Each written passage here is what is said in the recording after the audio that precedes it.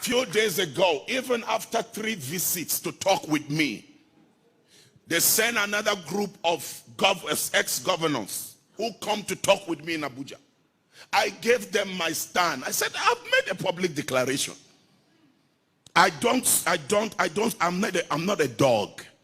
When I say something, I go back to eat it. If I say something, I say it. If I'm not going to say it, I'm not going to say it.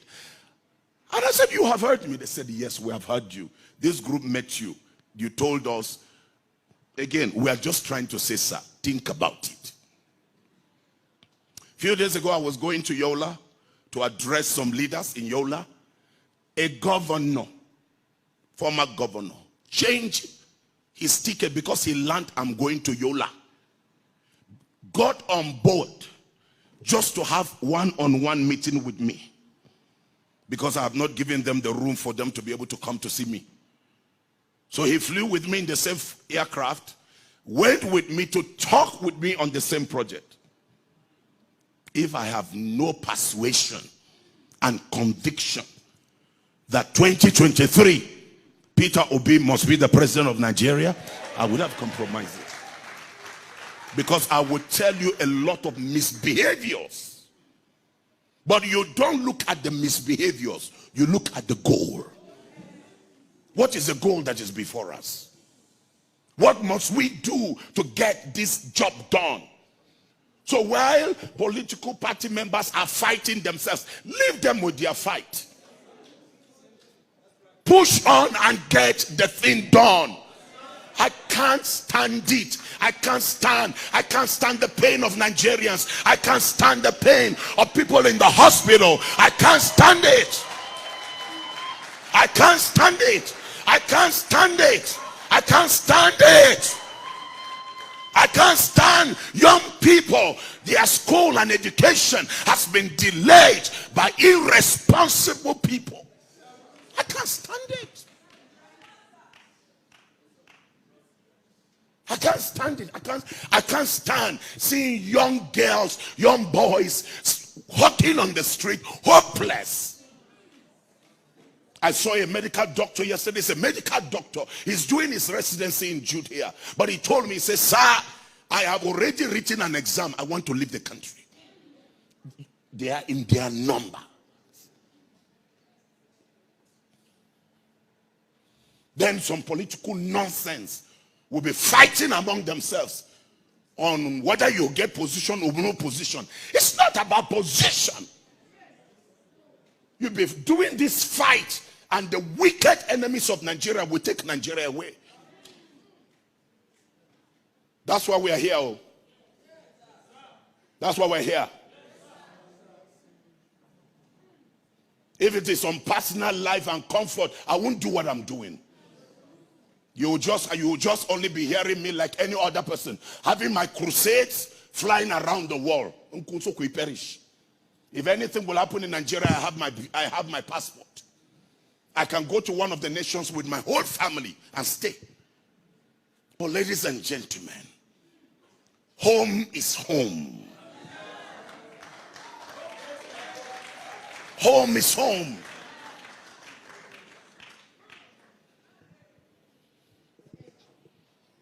That's why the issue of being intentional and resolute. We must be determined in our hearts to say that this time around we must get things right. If it is sponsorship of people that will give us the billions, ATIKU is ready to do that. TINUBU sent a delegation of leaders that met me in Lagos to discuss with me. After I received them, I said, on all grounds, Shetima is from my state. We are from the same people. So if I'm going to support anybody, I'll support Shetima, because it's my person. But ladies and gentlemen, I have graduated from tribalism. Whether you are my brother of the same blood, I fight for justice. What is good for the black is good for the brown. And that's it. That's the purpose. Why? I told the TINUBU delegation that came to meet me with me, and they gave me every reason. Of course, their reasons were very informative, but they are not needed.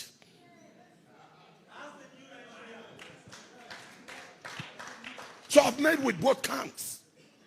I've met with different presidential candidates who have been coming here to meet with me, to talk with me. But I took the route of a path that looks very dry. It is this dry path that will lead you to the promised land. So we must know. Dole musam meyesa mkenan. Meyesa mkataruanan. Badoe muzo na koe mushamush mujiba ne muye waka mu kabaduna mu magana mu surutu. No, we are here on a mission. Nompo de mkenan ya ISAH chanza Nigeria. Ya ISAH mu ISAH mu chanza Nigeria.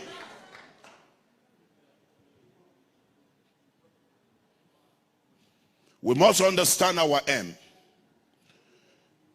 And that will influence our intentions and our design. The goal that is set before us and how we can get it done.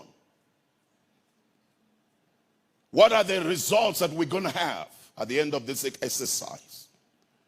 And that's why you realize that someone, Kanuri from Borno, is standing with an Igbo man. Because I'm not tribalistic, I'm a Nigerian. My father fought the First World War and the Second World War. My father fought for the humanity. He came back home from Burma with all the medals because he stood to fight for a continent and for humanity. I am coming from that breed. A breed of an intelligent officer who was non-compromising. My father never picked one dime from the coffers of the West African Frontier Force, neither when it was metamorphosed into the Nigerian army, one penny for him to bring to his house. He stood to fight for the people. When the civil war was taking place here in Jos, this is where I was born. When the civil war took place here, my father secured a lot of the Igbos and kept them in his house to secure their lives. Because what you do to one, life is a cycle. And so, of course, they have seen a very respectable man, very respectable Islamic man. They've seen, they respect him. So nobody even came around the house. But Igbos were staying under the bed, hiding until my mother was feeding them until the war was over.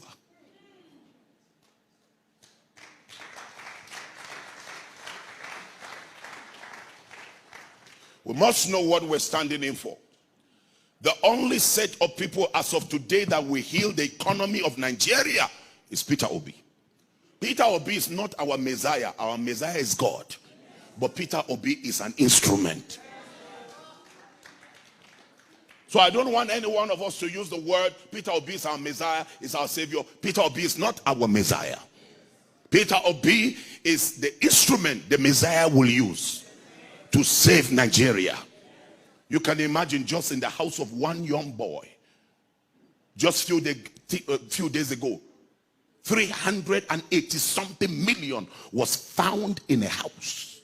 The question I ask is, how did that young man make 380-something million in his house and the entire community is dying in hunger?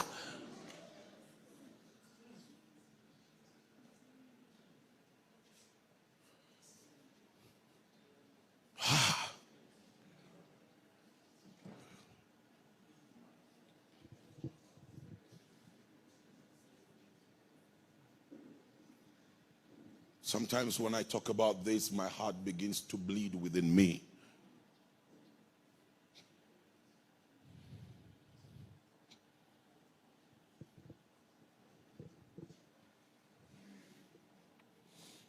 This is the reason why we're doing what we're doing. This is the reason why you are selected for all of us to be gathered at such a time like this, and take away from us the noise and the confusion, even among the obedient families. And know that at this point we need to get our acts together, because we're engaged in a war. TINUBU is not going to fold his legs and watch you and say, okay, you can take the Nigeria. They are going to be very bloody. Hear me very well. They will be very bloody. ATIKU is not going to fold his legs and watch things. They are going to put all the necessary machinery they can. And I'm telling you, very bloody. Hear me well again. Very bloody. But hear me. When we define our purpose will make us to stand to lay down our life to protect the glory of the future. The moment they see that resolution, that determination, it doesn't matter what they have. With our stand, with our drive, we will cripple them down. That's why money that they have, that's why all the instruments that they have, like Goliath and David, we are having only stones. But with our stones, we're going to bring down every Goliath in Nigeria. Some people have kept Nigerians bound for years with fear, imprisoned Nigerians. But by the grace of God, all of you that are sitting down here, you are the Davids. You are the David that have come to the scene to see the situation of what is going on, and you're saying, that Goliath, enough is enough. You must go. And we're going to get them out of the way. We're determined. We've made up our mind that we must be driven by purpose. You must find out the reason why we're doing what we're doing. Why are we doing what we're doing? So that we can find the way for it to happen. When we understand why we're doing what we're doing, then we can find the way.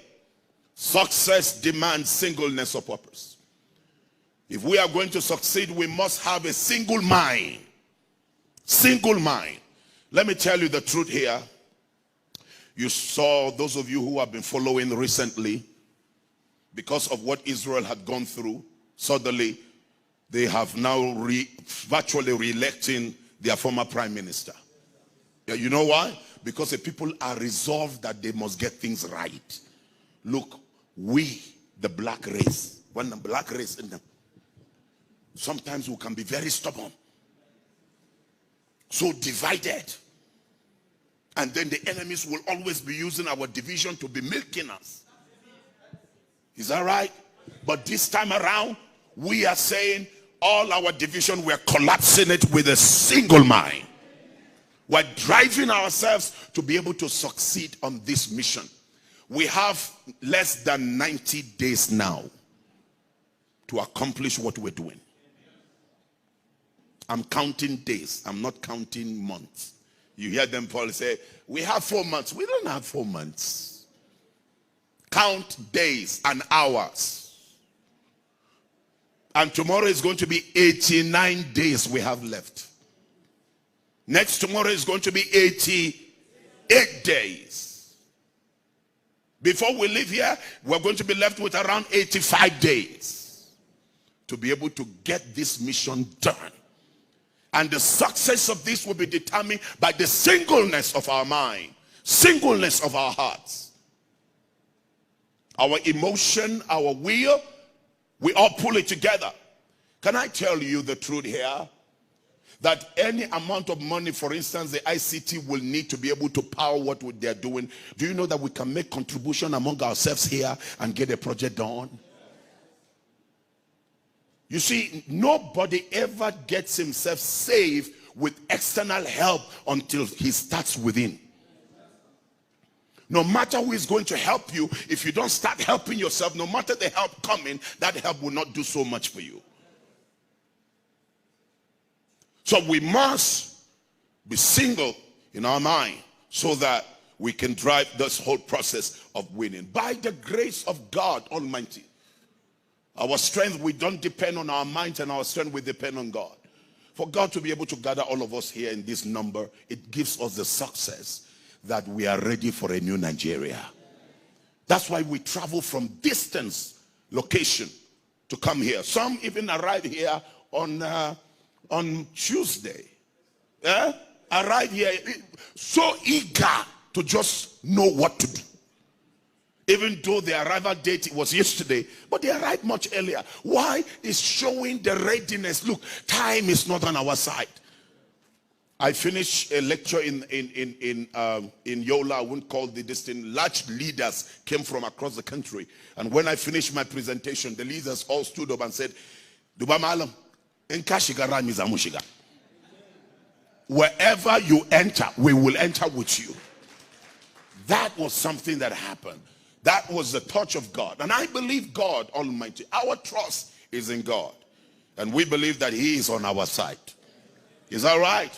He is on the side of the poor. He's on the side of the depressed. He's on the side of the oppressed. And Nigerians will get things right. I've been privileged to virtually go to every continent in this world. I've touched every continent. Let nothing but the truth. You know, Nigeria became a nation as a result of nations within this circumference being put together, all right, from different parts of this, different nations around us. And Nigeria was formed as a big nation. This country you see, there is no nation that has the type of treasure God has put into this one nation. No nation on earth. I'm saying to you, no nation. What God has put inside this one big country that has come together to form what you call the Nigerian nation, travel to any part of the world, no nation has the type of treasure. And in every state, God has put something there that is more than enough to take care of the entire continent. Let me give you an example. Just what God has put inside the plateau alone is enough to take care of the African nation.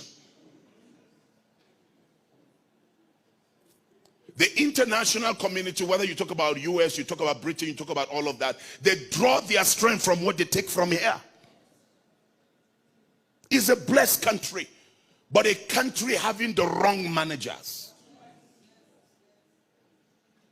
So this time around, when Obi comes on board, it's not going to be a magical.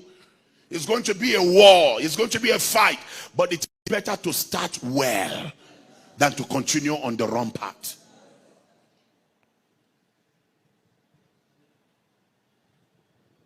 We must be single in our mind. We are where we are because of the abuse of purpose. When purpose is not well understood, abuse is inevitable.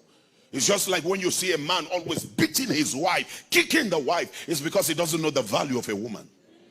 If he knows the value of a wife, he will not kick the wife and hit the wife and beat the wife every day.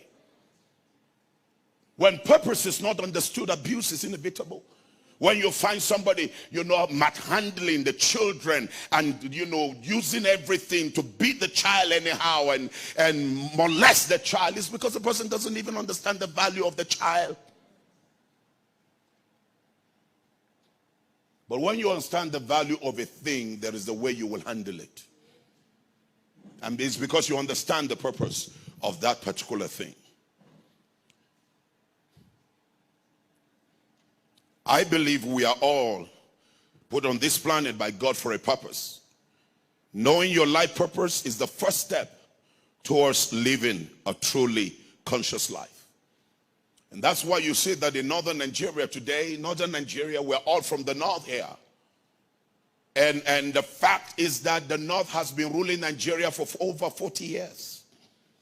And today, if you look at the state of our region, is the most backward region, poorest region, the region with the highest level of illiteracy. But our people are very brainy. The average northerner is so brainy, and because these elites, some of them know that the northerners people are very brainy, they deprive the people of knowledge. So this time around, we want to say that all of these political leaders in northern Nigeria, we're sweeping them away to allow the people to breathe fresh air. The North has everything that is needed to be able to make it the most prosperous nation.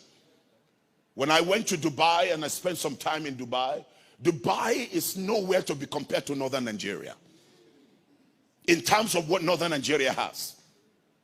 But go to Dubai. Dubai has become the America of is it what do you call it now? AU? The United Arab. Few years ago, I will go with my family. You go on arrival. Dubai, the nation is begging for visitors. On arrival, they give you a visa. But right now, they have even placed a ban on giving visas to Nigerians. That's to tell you the level of the way Nigerians are falling. But by the grace of God, northern Nigeria, we're taking over. We're taking over by putting the right people in power so that they can turn around the vast land that God has blessed us with treasures and minerals under to become one of the greatest regions. We are the architect of forming the Boko Haram. We are the architect of forming the bandits.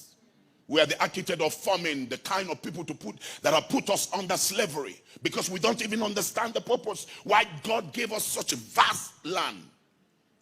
Wonderful people. The North is the enemy of itself. And so this time around, we want to free ourselves from our slave masters. And we want to say slavery is over. If you believe that slavery is over, say slavery is over. The West cannot do without the North. The South cannot do without the North. The North cannot do without the South. God put this country together. No matter what you boast of in the South, you cannot survive without the North. Now, just like I said to the Igbos some time ago when they were looking for, the IPOP, and I told them, and I said, where would you want to take the vast number of Igbos from the Plateau, the Middle Belt, the North? Where would you take them to? Where would you put them in the East? There is no space. You need the North. And the Northerners cannot do without the Southerners, because everything we are boasting of in the North, of all our wealthiest people, they got their wealth from the oils of the South. So we are a people that are interdependent. We depend on each other and we must respect each other. I would like you to turn to the one sitting next to you and tell him, I have to respect you. Whether I like it or not, I must respect you.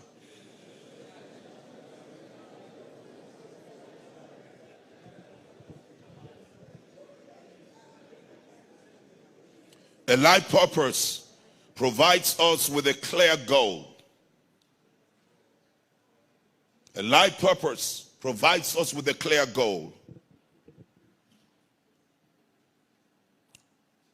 What are we up for? And what are we up to? And then the finish line.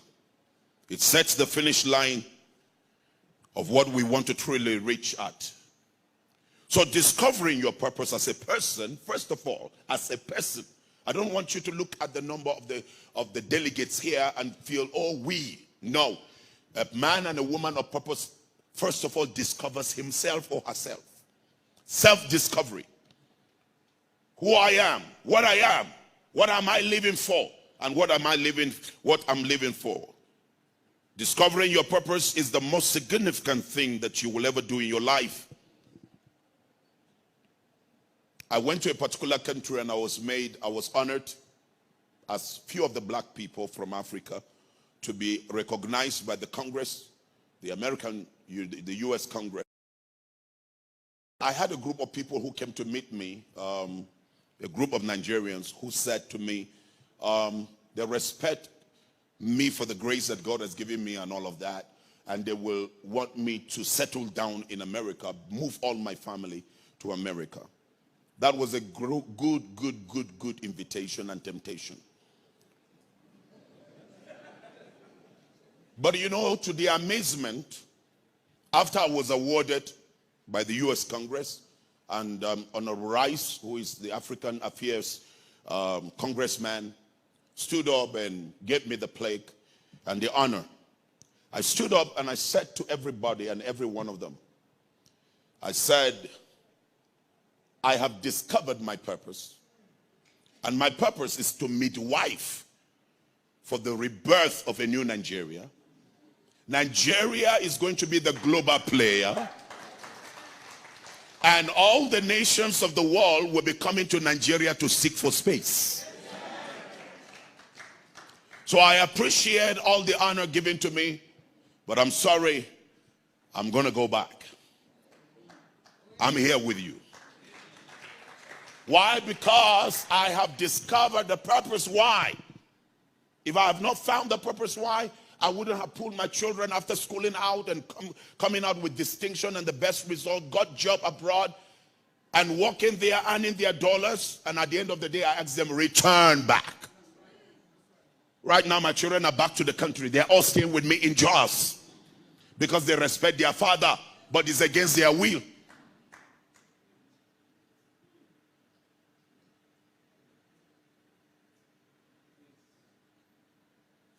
All they were saying, Daddy, let the nation be fixed, but let us settle there. Let's raise your grandchildren out. But I said, I agree with you. But right now, I want you to fight for your generation. You belong to the 1% of people that have the privilege, but you must take care of the 99. Together, let's rescue the future. That's why I have the privilege of getting them appointment with government. Appointment to be special advisors, but I've never applied giving one of their certificate to any governor and say, kindly assist and position my child. I have told them to labor with their hands and let's rescue this country. So when you understand your purpose, you know what you stand for and you know what you believe in. Just like the moderator said some few months ago, some leaders in this country were already telling us to prepare our visas and our passports. Some of them started buying houses abroad because Nigeria is going to break.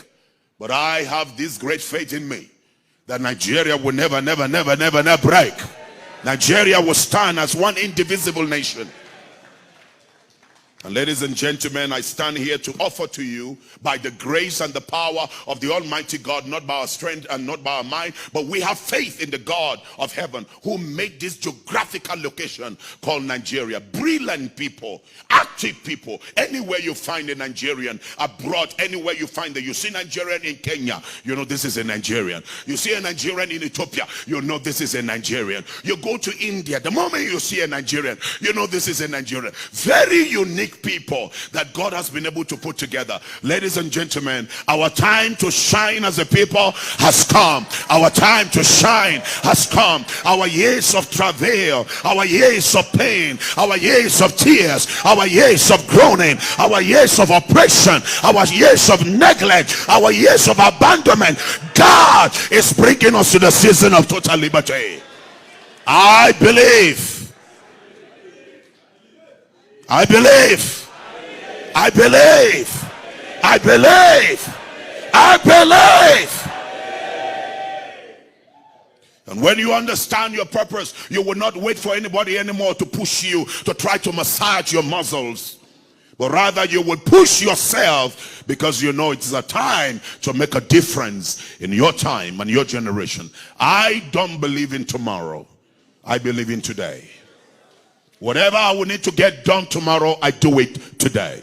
If God gives me the privilege to see tomorrow, glory be to his name. But I will do whatever I must do now, because tomorrow is not in my power. It's in the hands of the one who has created me and has given me the privilege to see today. So I believe with every one of us here that the time of change has come. Let's understand our personal purpose and go all out for it. Every one of us that is here, you are a thunderbolt that God will use to shake the foundations and turn around the atmosphere of Nigeria. If the people have accused you that you have no structure, and they see the division among our team members, it's time to change the dynamics. It's time to change the language and tell them we are one people with one voice, with one focus, with one mission.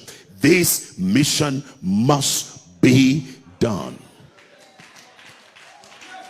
It must be done. I would like you to reach out to 3 people and say, discover your purpose.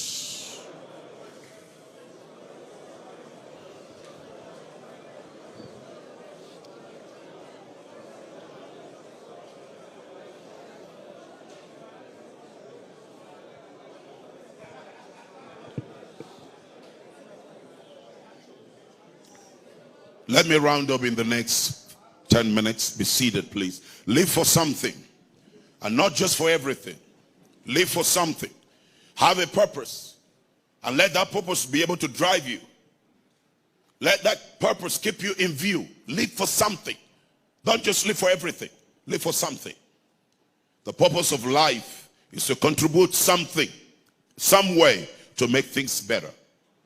What can I do? What can I do? What can I do to contribute? What can I do? That's why you realize that, just like you heard Reverend Medoki said, this is the honest truth. I'm telling you the truth. It's taken everything, every dime. A lot of projects had to be abandoned in order to drive this process. What can we do? If we do it together as a family, we will achieve more. Live for something. And not just for yourself, but you think about generations to come. If today God will call you home, it's just like the PDP chairman of Zamfara State. Yesterday he was giving a speech, and while he was making his speech, he just collapsed there. And he died. You see, when people live for purpose, they redefine the way they live. Just like the first speaker said, his daughter said to him, Daddy, we're doing things differently from what you people were doing in your own time. We're trying to save the future for our grandchildren. And he said, now you're talking. Those ancestors, we have to tell them, you have died and you have been buried. For an ancestor to come out and be telling you, it's my turn. It's not your turn.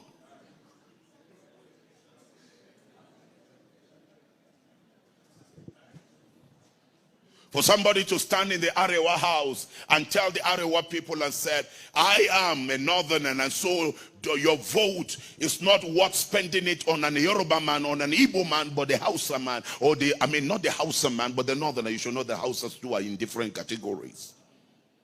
That means you're not a Nigerian. You're not thinking about the Nigerian people. Marry 1,000 Igbos. It does not make you be a Nigerian. What makes you become a Nigerian is the purpose that is driving you. And just like the Holy Scripture says, as a man thinketh within him, so is he. ATIKU is only an expression of what is inside him. When I was driving a few days ago through here, and I was looking at the NITEL building around Old Airport Junction, I just looked at that building, and I remember the glorious NITEL. All the infrastructures have been wasted by people that were so selfish.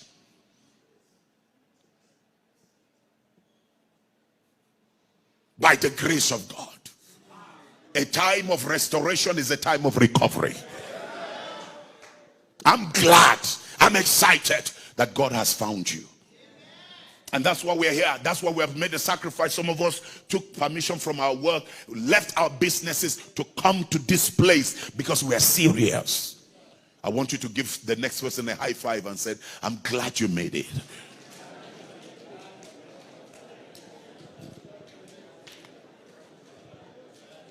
Ladies and gentlemen, there is no hope of success for the person who does not have a central purpose or a definite goal at which to aim at.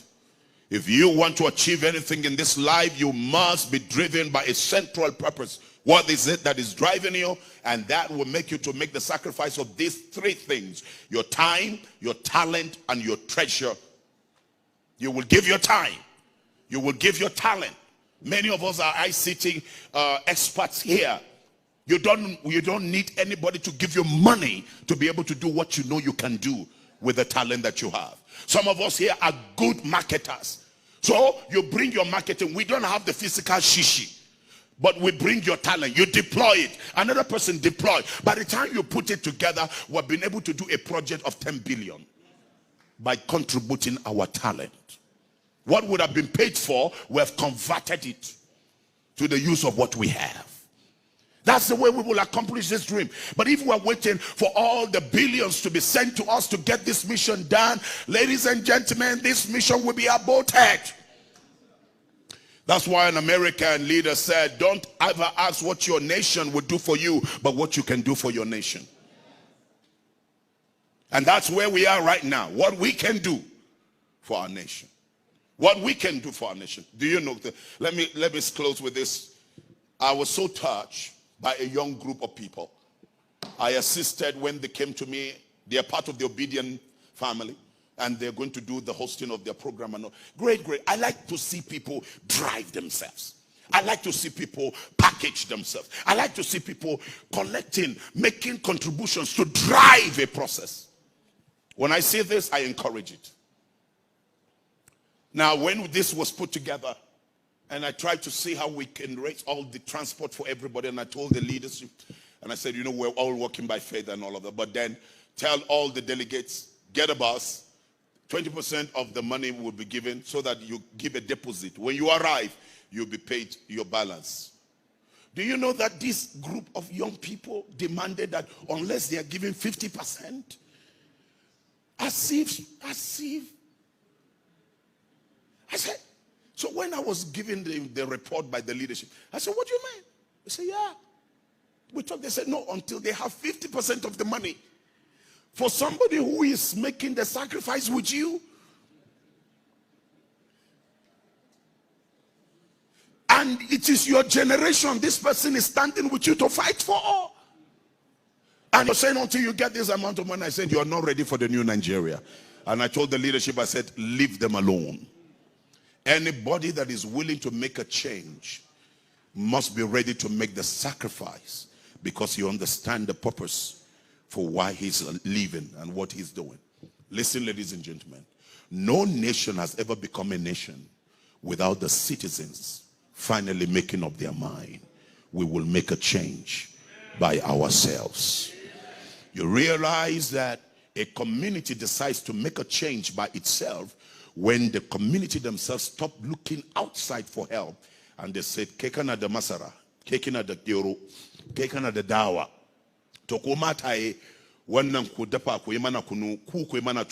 and then while the men are working to rebuild the community, this is the way you will achieve things. But if you're waiting for somebody to come from somewhere to get it done, you will wait all your life and that mission will not be accomplished. Welcome on board to the men and the women of purpose who are here to make a difference. And I want to say you are welcome. That together we will hold our hands and move as a mighty army, irresistible, a force that cannot be conquered, but a force that will conquer, a force that will triumph. I see in you and out of you a new Nigeria. I see.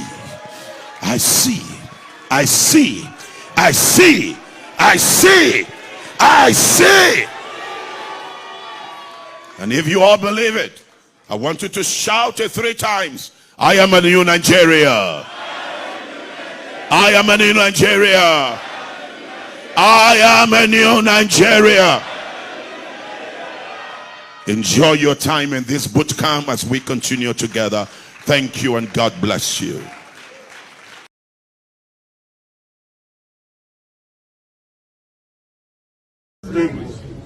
How is that?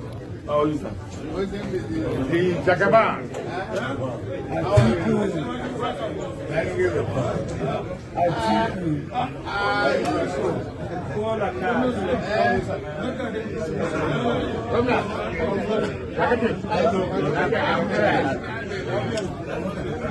How are you?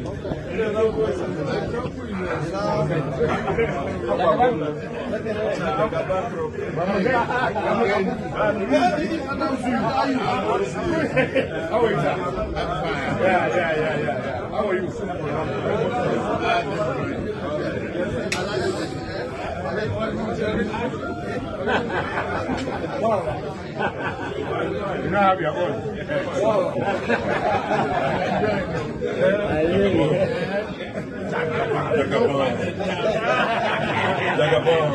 ATIKU. ATIKU. Where are you guys going? No, we just came. We landed just before you. ATIKU.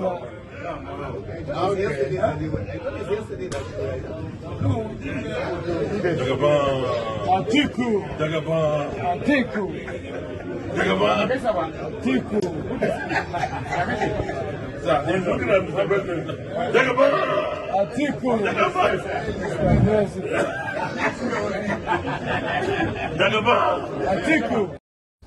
I feel very, very emotional about it, because I believe if we had handled the issue of electricity when we were in office by 2005, we would have provided enough electricity for the people of this country. But unfortunately, we did not follow that route. Hey, did he just admitted to?